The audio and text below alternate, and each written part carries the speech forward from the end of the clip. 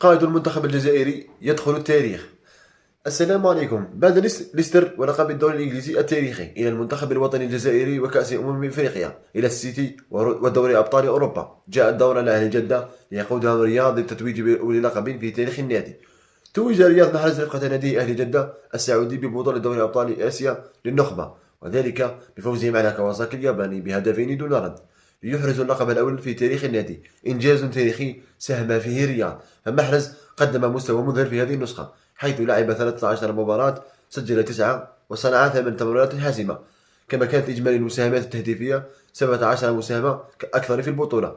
محرز كان كذلك ثاني هداف البطولة بعد سالم الدوسري لاعب الهلال الذي سجل 10 أهداف، الأكثر صناعة للأهداف والفرص، تفوق على جميع اللاعبين في عدد التمريرات الحاسمة وصناعة الفرص المحققة، وكذلك الأعلى تقييما بين لاعبي البطولة حسب منصة سوفا سكور.